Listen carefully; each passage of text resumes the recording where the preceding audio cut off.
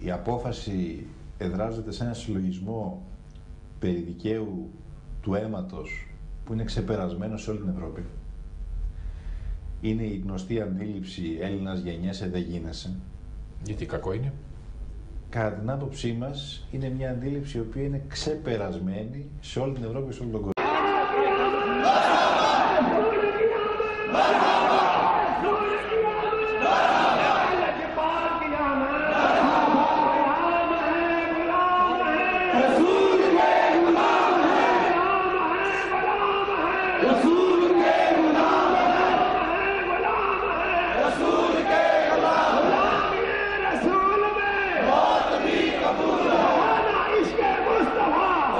Το διαφορετικό είναι πλούτος και πρέπει να δούμε την άλλη όψη του νομίσματος.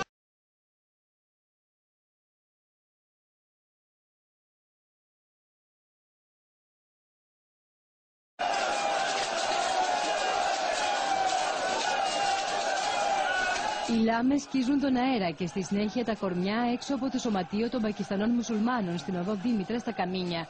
Για ολόκληρα λεπτά ακούγεται μόνο ο ανατριχιαστικός ήχος από τα μαχαίρια και τις αλυσίδες.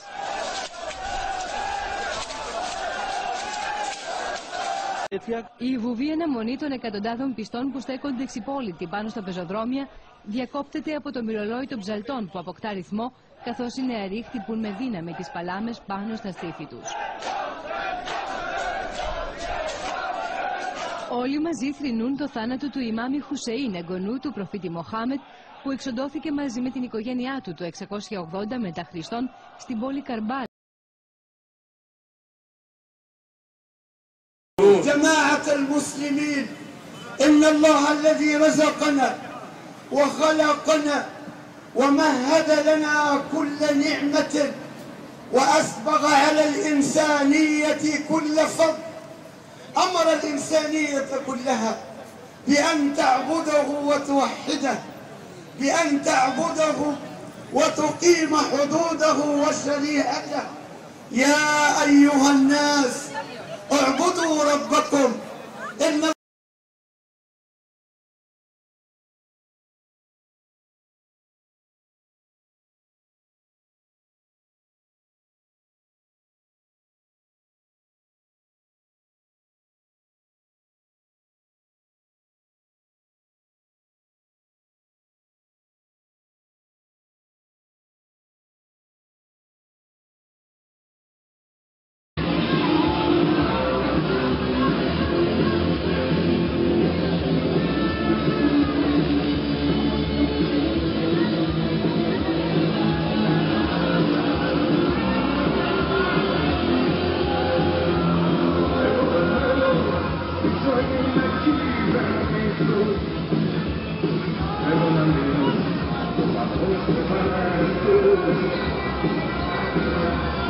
Το διαφορετικό είναι πλούτος και πρέπει να δούμε την άλλη όψη του νομίσματος.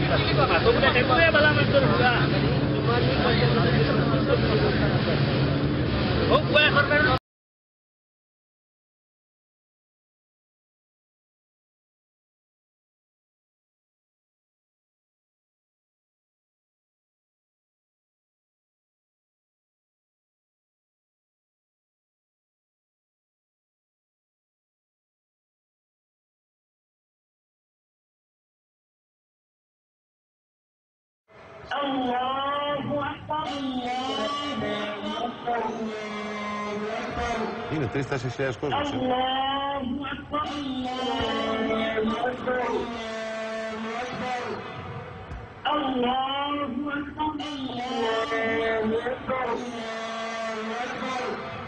Μάλιστα.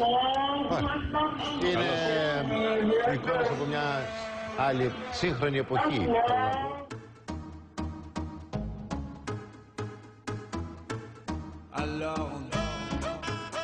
Τα παρέκκληση πρέπει να σας πω, η κυρία Χασάν θέλει να μας πει 2 λόγια. Κανονικά έπρεπε να ήταν και αυτή στην προσευχή. Ζητήσαμε και άδεια από τον σύζυγό της ακόμα. Δεν την αφήνει τη γυναίκα να πάει να προσευχηθεί. Για πείτε μας, ήθελα να σας πω, ναι, εχθές τελείωσε το Συγγνώμη, Ραμαδάν. ζητήσατε άδεια από τον άντρα σας για να μιλήσετε, δηλαδή αλλιώς δεν γινότανε. Όχι, βέβαια, δεν μπορώ, χωρίς την άδεια δεν γίνεται. Δεν μπορώ, χωρίς την άδεια δεν γίνεται. Για όλα παίρνετε άδεια από τον σύζυγο.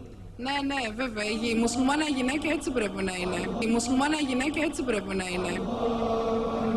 Α, δεν αφορά μόνο την προσευχή. Όχι, τα πάντα βέβαια, όχι μόνο την προσευχή. Τα πάντα, όταν πολιτεύεστε, να υποθέσω. Όχι, τα πάντα, δηλαδή πρέπει ό,τι και αν κάνεις πρέπει να ρωτήσεις τον σύζυγό σου.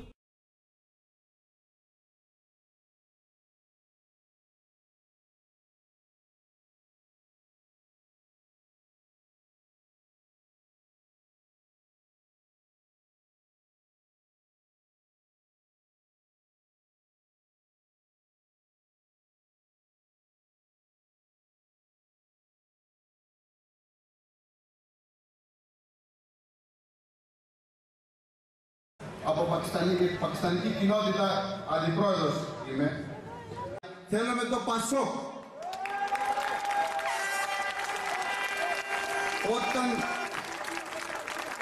Όταν λέμε Πασόκ, λέμε Γιώργο Παπανδρέα.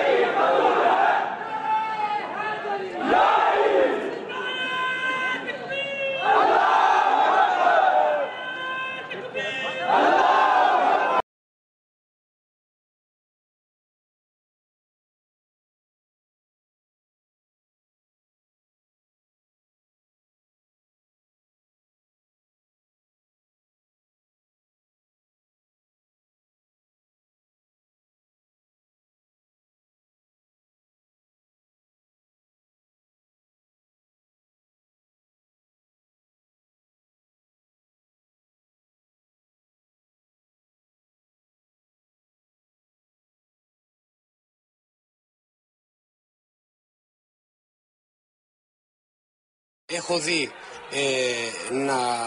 να σέρνουν γριούλα γυναίκα για να της πάρουν την τσάντα που τι μπορεί να έχει αυτό και να την ματώνουν.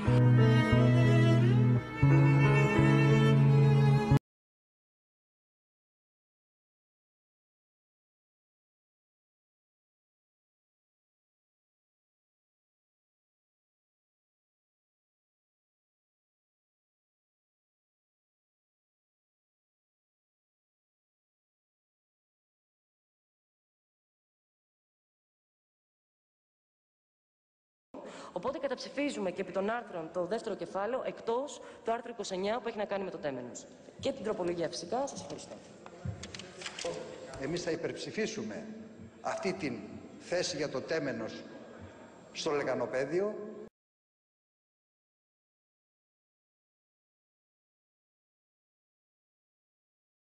Το διαφορετικό είναι πλούτος και πρέπει να δούμε την άλλη όψη του νομίσματος.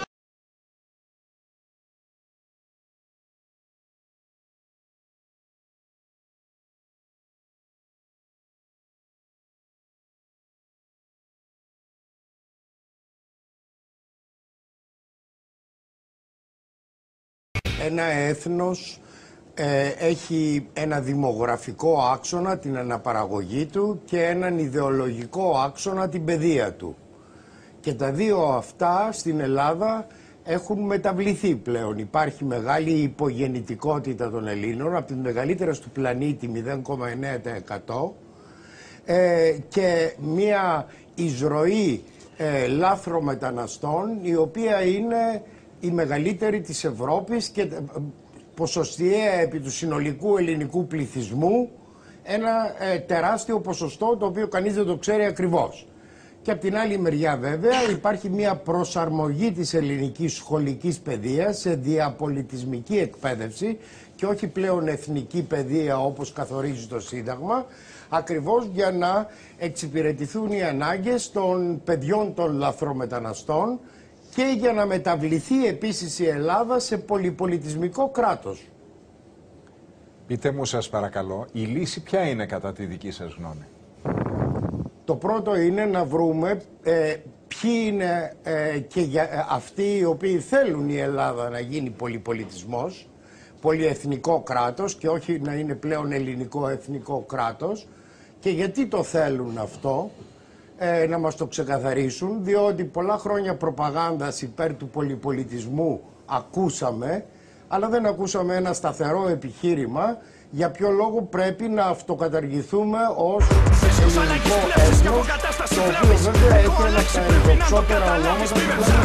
Μέσα σε διεθνιστικές τάσεις, οι διεθνισμοί δεν πατούσαν σιγείς βάσεις. Αρκετά με αυτό το παραμύθι, η σταθμή της σούπας του κοσμοπολίτη έχει ανέβει τόσο που μου αγγίζει τη μύτη. Υπάρχει πρόβλημα, προσπαθώ να μην χάσω την εθνική μου ταυτότητα μέσα σε αυτό το πλήθος που του επιβάλλανε το υδροχοϊκό ήθος. Όρις της νέας εποχής που δουλεύανε στο ημίφος. Γι' αυτό στην εποχή μας ο συνήθως είναι απόν το πολιτικό όν του Αριστοτέλη.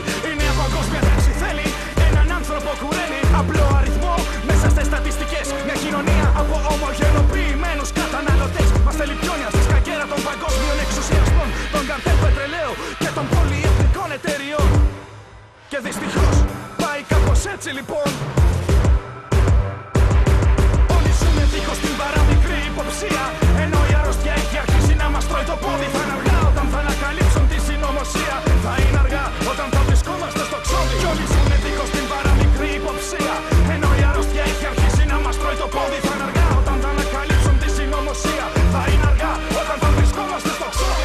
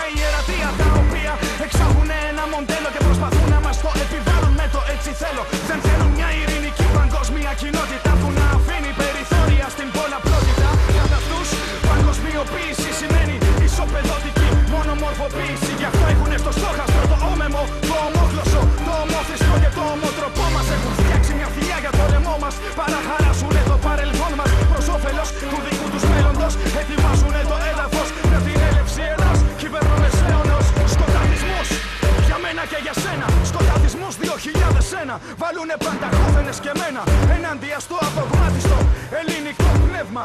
Ναι, μη σου προκαλεί καθόλου έκπληξη η επιχείρηση εθνοκτονίας σε εξέλιξη. Χωρίς αντίδραση μπαίνουμε στο στόμα του λύκου.